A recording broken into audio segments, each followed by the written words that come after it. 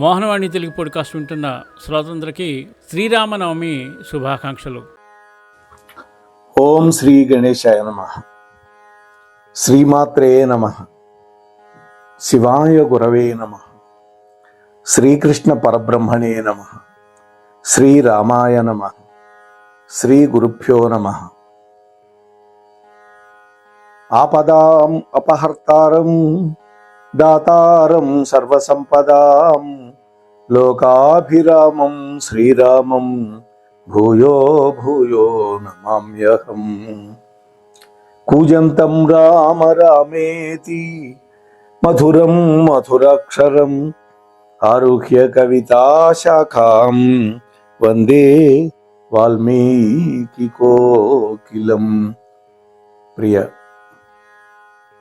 భగవద్బంధువులారా, గత 5 రోజులుగా శ్రీ రామాయణ సారామృతాన్ని మీ అందరికీ పంచే ప్రయత్నం చేస్తూ ఉన్నాను. రామచంద్రమూర్తి యొక్క దివ్యానుగ్రహంతో మన శ్రోతలందరూ, మోహనవాణి శ్రోతలందరికీ ముందుగా నా యొక్క నమస్కారాలు. నిన్న రాముడి యొక్క దృఢ సంకల్పం, దృఢ వ్రతం గురించి మాట్లాడుకున్నాం 5వ భాగంలో. ఈరోజు 6వ భాగంలో శ్రీరాముడిలో ఉండేటువంటి క్షమాగుణం ఎలాంటిది మాట్లాడుకుందాం. నిన్న కొంచెం కొసమెరుపుగా 2 మాటలు చెప్పాలి. వశిష్ఠుడు కులగురు, ఇక్ష్వాకు వంశం వాళ్ళకి.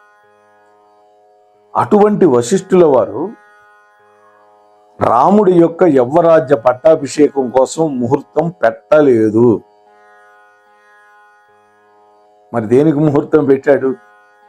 వనవాసానికి ముహూర్తం పెట్టాడు. రావణాసురుణ్ణి వధించాలి అంటే అడవికి వెళ్ళాలి కదా, సీతాదేవి అపహరింపబడాలి కదా. అందుకే వశిష్ఠుడికి తెలిసే అటువంటి ముహూర్తం పెట్టాడు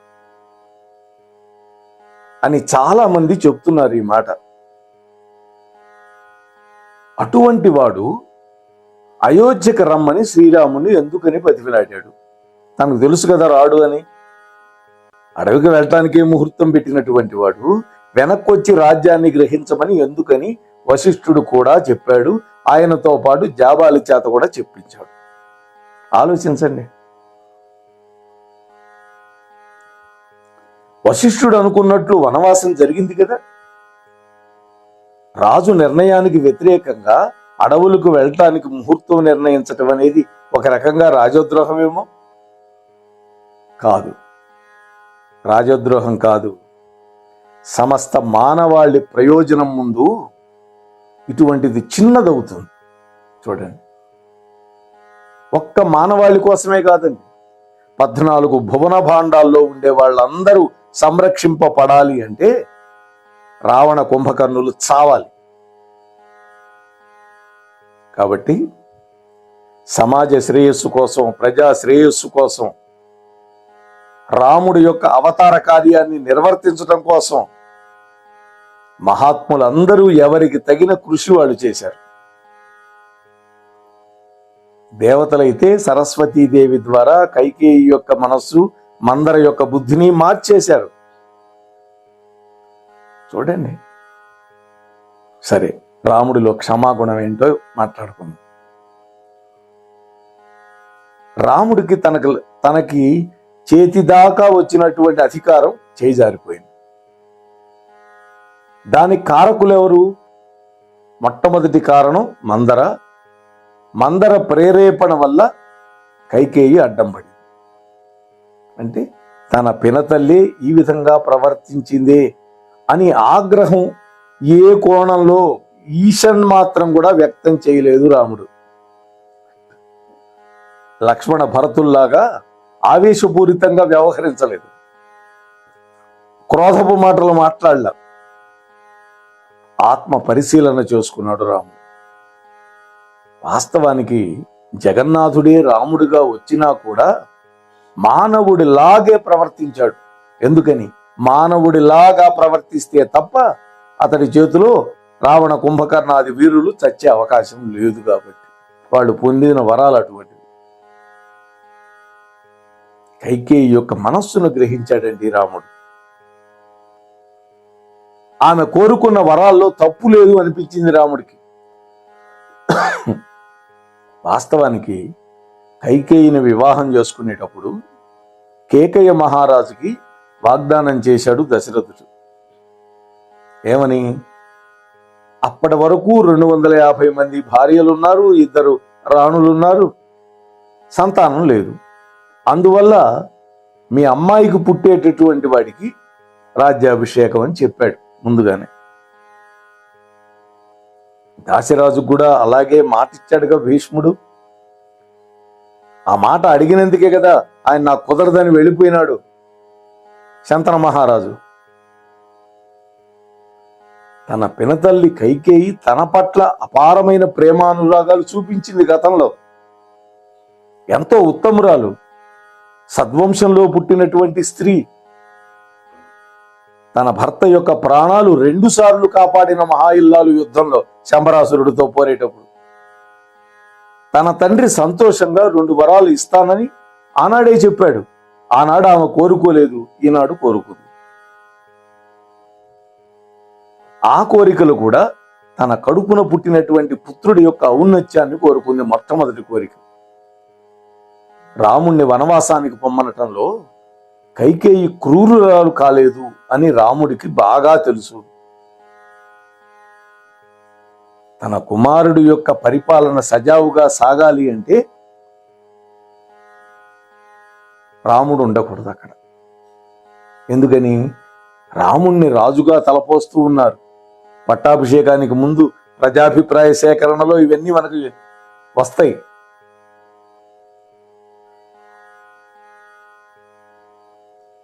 ఇటువంటి వాటికి అంతఃపురంలో కుట్రలు, ప్రజా వ్యతిరేకత రాకుండా ఉండడం కోసం మాత్రమే ఇలాంటి వరాలు కోరింది అని గ్రహించాడు బుద్ధిమంతుడైనటువంటి రాముడు. ఏ తల్లైనా ఆమె ఉన్నటువంటి పరిస్థితుల్లో ఇదే విధంగా చేస్తుంది. ఎందుకంటే దశరథ మహారాజు కుటుంబ సభ్యులతో మీది మిక్కిలి కైకేయితో చర్చించకుండానే కేకయ్య మహారాజుకి అనాలోచితంగా ఆనాడు వాగ్దానం చేసేశాడు దశరథుడు. కానీ అలాంటి దశరథ మహారాజు కేకయ్య రాజుకి ఇచ్చినటువంటి వాగ్దానాన్ని పక్కన పెట్టాడు. రెండోది, ఆయన పుత్రిక కైకేయి తన మందిరంలో ఉంది, ఆమెకి చెప్పలేదు. ఈ విధంగా నిర్ణయం తీసుకొని రాజ్యసభలో ప్రజలందరి సమక్షంలో శ్రీరాముడిని యువరాజుగా ప్రకటించాడు దశరథుడు. ఆ విధంగా శ్రీరాముడిని యువరాజు అని ప్రకటించకుండా ఉంటే అభిమానవతి, ఉత్తమ వంశ సంజాత, ఉత్తమ ఇల్లాలైనటువంటి కైకేయి శ్రీరాముడిని వనవాసానికి పొమ్మని అడిగి ఉండేది కానే కాదండి. ఇది శ్రీరాముడు భరతుడికి రాజ్యపాలనలో సంపూర్ణ సహకారం అందించాలి అని 2వ వరం కోరుకొని ఉండేదేమో. ఎందుకంటే మందర శ్రీరామ పట్టాభిషేకం విషయం చెప్పిన వెంటనే పరమానంద భరితురాలైపోయి తన మెడలో ఉన్నటువంటి అద్భుతమైనటువంటి మాల తీసి ఆ యొక్క మందరికి ఇచ్చింది. అంటే ఇక్కడ మెరుపు లాంటి రాముడి యొక్క పట్టాభిషేక శుభవార్తకి ఆశ్చర్యపడింది, సంతోషపడింది, ఉబ్బు తబ్బిబ్బైపోయింది. మందరికి విలువైనటువంటి ఆభరణం కూడా బహుకరించింది. దీనికి మనకి శ్లోకం కనిపిస్తుంది. మందరాయ వచశ్రుత్వా శయనాసా శుభానన ఉత్తాస్తౌ హర్ష సంపూర్ణ చంద్రఖేవ శారది అతీవ సాతు సంహృష్ట కైకేయీ విస్మయాన్విత ఏకమాభరణం తస్యై కుబ్జాయై ప్రదదౌ శుభం అని ఇక్కడ మనకి 7వ సర్గలో అయోధ్యకాండలో 31, 32 శ్లోకాలు. ఈ శ్లోకాల వల్ల కైకేయి ఎంతో సుగుణవంతురాలని, రాముడి మీద విశేషమైన ప్రేమ కలిగి ఉందని, దయాపరురాలని, సజ్జన స్త్రీ అని నిరూపితమవుతోందిగా. మందర మాటలు వినగానే సంభ్రమాశ్చర్యాలతోటి మంచం మీద నుంచి లేచింది అన్నాడు. ఆమె ముఖం వెలిగిపోయిందిట, చంద్రబింబంలాగా. కొంత ఆశ్చర్యానికి కూడా గురైందిట, ఎన్నాళ్ళకి ఈ వార్త తెలిసింది అని. వెంటనే తన మెడలో ఉన్న అద్భుతమైన ఆభరణాన్ని తీసి ఆ వార్త తెచ్చినటువంటి మందరికి ఇచ్చేసింది బహుమతిగా. అందువల్లనే శ్రీరాముడు పల్లెత్తి ఒక్క మాట కూడా అనలేదు ఆ తల్లిని, కైకేయి మాతని. ఎవరైనా అంటుంటే కూడా సహించలేదు, వాళ్ళని నిరోధించాడు. ఆమె తప్పు చేయలేదండి. ఆమె ఒక మహారాజు కూతురు, కేకయ్య రాజు యొక్క కూతురు, ఒక మహారాజుకు భార్య. ఆమె కుమారుడు రాజ్యానికి వారసుల్ని చేయమని అడగటంలో తప్పేమీ లేదు అని ధర్మం పలికినటువంటి సహృదయమూర్తి రామచంద్రుడండి. రెండోది, వాళ్ళ తండ్రికి మాట ఇచ్చాడు ఈ కైకేయిని పెళ్లి చేసుకునేటప్పుడు. ఇంకా ఎక్కడుంది ఆమెలో స్వార్థం?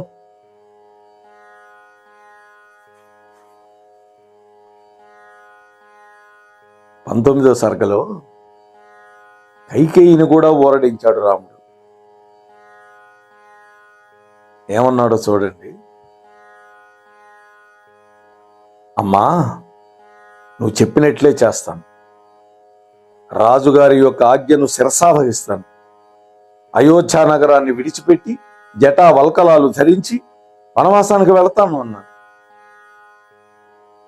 కానీ అమ్మా, ఎదురు లేనివాడు, శత్రు సంహార సమర్థుడైనటువంటి నా తండ్రి నా స్వభావాన్ని ఎరిగి కూడా ఎప్పటిలాగా నన్ను ప్రియవచనాలతో ఎందుకని పలకరించడం లేదు అన్నాడు. అంటే తండ్రి పట్ల నేనైనా చెయ్యకూడని పని చేశానా? చూడండి ఎలా బాధపడ్డాడో రాముడు. అమ్మా, నీ సమక్షంలోనే ప్రతిజ్ఞాపూర్వకంగా చెబుతున్నాను, జటాధారినై నారచీరలు ధరించి అడవికి వెళతాను. ఇక నీవు కోపాన్ని విడిచిపెట్టు, ప్రసన్నురాలువు కా అన్నాడు. ఇంకా అంటాడు రాముడు, అమ్మా, కృతజ్ఞత కలిగినటువంటి మహారాజు నాకు హితుడు, గురుడు, తండ్రి. అటువంటి వాడు ఆజ్ఞాపిస్తూ ఉంటే విశ్వాసపాత్రునైనటువంటి నేను ఆయనకి ప్రియమైనటువంటి పని ఎందుకు చేయనమ్మా? అమ్మా, ఇటు నుండి ఇటే వనవాసానికి నువ్వు చెప్పినట్లుగానే నారచీరలు ధరించి వెళతాను, నన్ను నమ్ము. నువ్వు కోపాన్ని చెందద్దు, ఎప్పటిలాగా నా తండ్రి పట్ల ప్రసన్నురాలవిక. నీలో ఉన్నటువంటి కోపాన్ని శాంతింపజేయి తల్లి, నన్ను దయతో చూడు. నాన్నగారు నాకు ఈ విషయం చెబితే ఎంతో సంతోషంగా సోదరుడైన భరతుడికి నేను సేవ చేసుకోనా అని భరతుడి పట్ల తన ప్రేమాభిన అనురాగాలు ఆ సమయంలో ప్రదర్శించడం అనేది ప్రపంచ మానవీయ చరిత్రలో ఇక ఏ దృష్టాంతం ఉండి ఉండదేమో అనిపిస్తోందండి నాకు. చూడండి, తాను యువరాజు కావాలి, ఆ హక్కు కోల్పోయినాడు, అడవికి వెళ్లాల్సి వస్తుంది. అమ్మా, మహారాజు నాతో ఒక్క మాట అయినా పలికే విధంగా నీవైనా చెప్పమ్మా అని కైకేయిని బతిమిలాడుకున్నాడు. ఎంతటి విజ్ఞత, ఎంతటి ధర్మవీరుడు. ఆ సందర్భంలో అంటాడు, అమ్మా, రాజ్యాభిషిక్తుడు కావడానికి భరతుడిని తీసుకురావటం కోసం వాయువేగంగా వెళ్లే గుర్రాలను పంపిస్తాను అని చెప్పాడు. దశరథ మహారాజు శ్రీరాముడితో స్వయంగా చెప్పాలా? కానీ పినతల్లి దశరథ మహారాజు చెప్పమన్నాడు అని చెప్పిందండి. మీ నాన్న చెప్పలేక ఉంటే నేను చెప్తున్నాను అని. అటువంటి రాముడు తన పినతల్లి మాటకి ఎంతో విలువనిచ్చాడు. తనకు భోగభాగ్యాలు, అధికారం, సంపద, కీర్తి, ప్రతిష్ట ఇవన్నీ కూడా పితృవాక్య పరిపాలనకి 16వ వంతు కూడా సాటిరావు అని తేల్చి చెప్పాడు. వీసం అంటారు దాన్ని. రాజ్యత్యాగం చేయటమే కాదండి, వనవాస క్లేశాన్ని భరించడానికి కూడా సిద్ధపడ్డాడు రాముడు. ఈ విధంగా తండ్రి యొక్క ఆజ్ఞని శిరసావహించాడు. తండ్రి తన రూపంతో పుత్రుడుగా భార్య యందు పుడతాడు కదా, ఇది లోక ప్రసిద్ధమైన వచనం. ఆత్మావై పుత్రనామాసి. కాబట్టి శ్రీరాముడు దశరథ మహారాజు ఆజ్ఞను పరిపాలించటం వల్ల దశరథ మహారాజు తన మాటను తానే నిలబెట్టుకున్నాడని మనం భావించవచ్చు. ఎందుకని తండ్రికి పుత్రుడికి తేడా లేదు కాబట్టి.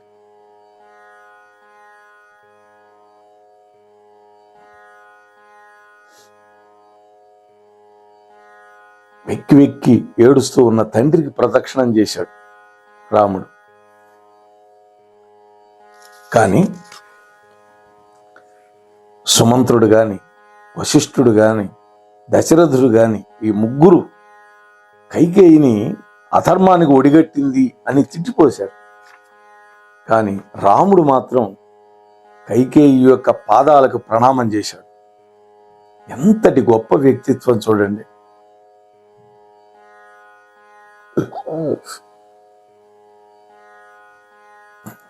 అమ్మా, భరతుడి యొక్క పట్టాభిషేకం గురించి స్వయంగా నాకు చెప్పలేదు. ఆ విషయమే నా మనస్సుని గాయపరుస్తోంది, నా హృదయాన్ని దహించి వేస్తోంది అన్నాడు. మా నాన్న నాకు ఈ విషయం ఈ ఒక్క ముక్క ముందే చెప్పుంటే నేను సంతోషంగా ఉండేవాడిని కదా.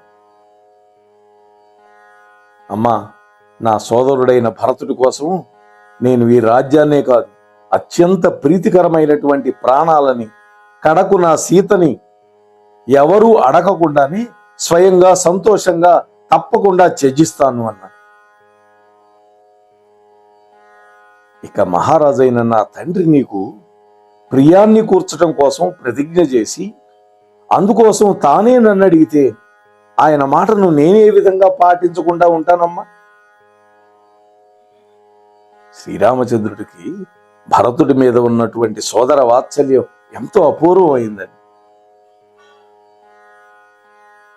అంతేకాదు, కైకమ్మకి మనోనిబ్బరం కలిగించాడు రాముడు.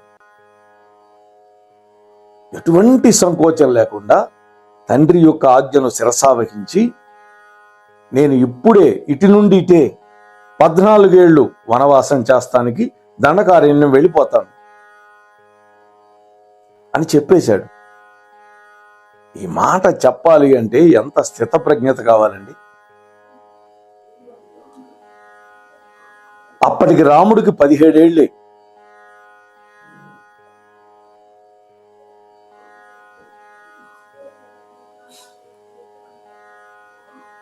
కొంతమంది 17 అన్నారు, కొంతమంది ఏం చెప్పారంటే స్వయంవరం నాటికి ఆయనకి 12 ఏళ్ళని, ఒక 12 ఏళ్ళు కాపురం చేశారని, లేదా 13 ఏళ్ళు కాపురం చేశారని, సుమారుగా 25 ఏళ్ళు ఉండొచ్చు అని కూడా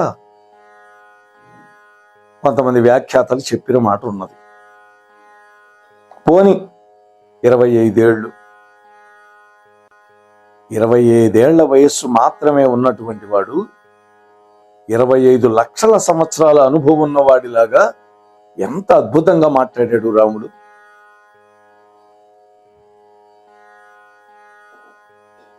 అందరూ కైకేయిని దుష్టురాలు అని మాట్లాడినా కూడా రాముడు మాత్రం దూషించలేదు. అమ్మా, నాన్నగారి దాకా ఎందుకు, మీరే నన్ను అడిగినా నేను కాదంటానా అన్నాడు. శత్రువు పట్ల కూడా ఔదార్యం ప్రదర్శించే గుణం కలిగిన వాడు రాముడు.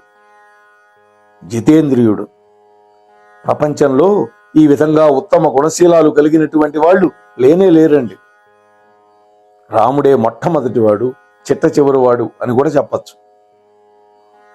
అంతేకాదు అన్నాడు, అమ్మా నాన్నగారు ఈ విషయం నాతో చెప్పి ఉంటే నేను మరింత సంతోషపడేవాడిని. ఎందుకంటే నాకు మా తండ్రి కేవలం తండ్రి మాత్రమే కాదు, హితుడు, గురువు కూడా. అటువంటి వాడు నాతో నేరుగా ఎందుకు చెప్పలేదు అని మాత్రం నా హృదయం దహించుకుపోతుంది అన్నాడు. అంటే తాను తండ్రి యొక్క మాటను పాటించను అనేటువంటి అవనమ్మకం ఆయన మనస్సులో ఏమన్నా ఉందా? సందేహం ఏమన్నా కలిగిందా? ఈ విధంగా సందేహం ఉండడం నా మనస్సును సంపూర్ణంగా ఆయన అర్థం చేసుకోలేకపోయినాడేమో అని కూడా నేను బాధపడుతున్నాను అన్నాడు. అంటే నా ప్రవర్తన ఎప్పుడైనా ఆయనకు అలా అనిపించిందా?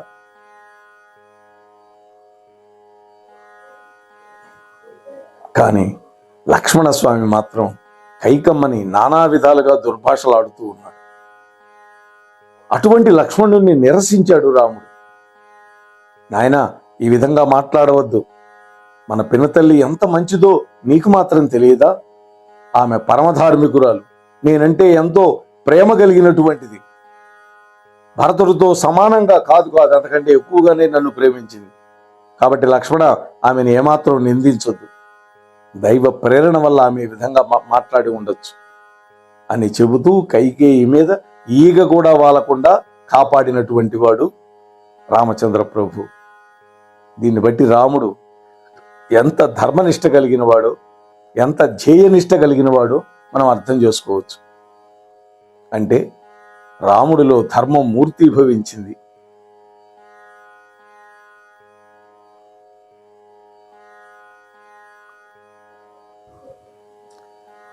శంకామయం దుఃఖం ముహూర్తమపి నోత్సహే మనసి ప్రతి సజా సంజాతం సౌముత్రే హముపేక్షితమే. ఓ సోదర, నా రాజ్యాభిషేక విషయంలో కైకేయి మాత యొక్క మనస్సులోని పరితాపాన్ని తొలగించాలి. ఆమెలో ఎటువంటి సందేహము, విచారము కలగకుండా చేయాలి మనం. దానికి నువ్వు కూడా సహకరించాలి. నువ్వు ఈ విధంగా మాట్లాడకూడదు. మనస్సులో ఉండే శంకల వల్ల ఆమె దుఃఖపడటం నేను ఒక్క క్షణం కూడా సహించలేదు, ఉపేక్షించను అని లక్ష్మణస్వామితోటి రాముడు నిష్కర్షగా చెప్పాడు. ఓ సౌమిత్రి, రాజ్యాధికారము నా చేతికి చిక్కినట్టే చిక్కి జారిపోవడానికి, నా వనవాస ప్రాప్తికి కారణం కేవలం దైవం, అంతే తప్ప మానుష్యులు కానే కాదు అన్నాడు. ఇక్కడ దైవం అంటే విధి, బ్రహ్మదేవుడు లిఖితం కాదు. ఇక్కడ నేను చేసిన కర్మలే ఈ విధంగా నాకు ఇటువంటిది కలిగించింది అంటున్నాడు రాముడు. ఇందులో కైకేయి మాత యొక్క దోషం ఇసుమంత కూడా లేదు. ఇది ముమ్మాటికి విధి విలాసం. అలా కాకపోతే నన్ను అడవులకు పంపించాలనేటువంటి బుద్ధి ఆమెకెందుకు పుడుతుంది? అంతటి ప్రేమ ఆమెది నా మీద. ఓ లక్ష్మణ, తల్లుల ఎడ నాకు గల ప్రేమాభిమానాల్లో ఏనాడు హెచ్చు తగ్గులు ఉండనే ఉండవు. నాకు అందరి తల్లులు సమానమే. ఇంతవరకు వారి పట్ల నాకు ఏమాత్రం భేదబుద్ధి లేనే లేదు. అదేవిధంగా కైకేయి మాత ఇంతకు ముందు ఎన్నడూ కూడా నాపై గాని తన కుమారుడైన భరతుడి మీద గాని భేదభావం చూపించి ఎరగనే ఎరగదు. ఇవన్నీ నీకు కూడా తెలుసు లక్ష్మణ. యవ్వరాజ పట్టాభిషేకం ఆగిపోయేటట్లుగా, నాకు వనవాసం ప్రాప్తించినట్లుగా ఆ కైకేయి మాట్లాడినటువంటి తీవ్ర దుర్వచనాలు ఆమె బుద్ధిపూర్వకంగా మాట్లాడినవి కానే కావు అన్నాడు రావు. అవి అన్నీ కూడా విధి ప్రేరితాలు. కాబట్టి వీటన్నింటికి దైవమే తప్ప మరొక కారణం ఏదీ లేదు అన్నాడు. విధి వైపరీత్యమే కారణం అంటున్నాడు రామచంద్ర ప్రభు. చూడండి మరి, అటువంటి రామచంద్ర ప్రభు ఆ తర్వాత ఏం చేశాడు? ఆయన యొక్క దివ్య గుణాలు మనం చెప్పుకుంటున్నాం. భరతుణ్ణి ఏ విధంగా ఆ తర్వాత మందలించాడు రాముడు. అడవికి వచ్చాడు కదా భరతుడు. ఆ విషయాలన్నీ రేపటి రోజు కలుసుకొని ముచ్చడించుకునే ప్రయత్నం చేద్దాం. అంతవరకు ఈ ఛానల్లో వచ్చేవన్నీ వింటూ ఉండండి, వినిపిస్తూ ఉండండి అని మీతో మనవి చేసుకుంటూ ముగిస్తున్నాను. స్వస్తి సర్వేషాం. మా వీడియో నచ్చితే తప్పకుండా లైక్ చేయండి. అలాగే మీకు మనసుకు నచ్చిన ఉత్సాహపరిచే ఒక కామెంట్ని ఇవ్వండి. అలాగే ఎక్కువ మందికి షేర్ చేయండి. కామెంట్ పక్కన ఉండే హైప్ బటన్ కూడా ఒకసారి నొక్కి దాంట్లో ఉండే పాయింట్స్ కూడా ఇచ్చి మమ్మల్ని ఎంకరేజ్ చేస్తారని మనస్ఫూర్తిగా కోరుకుంటున్నాను. మీరు వింటున్నారు మనసు దోచే మోహనవాణి.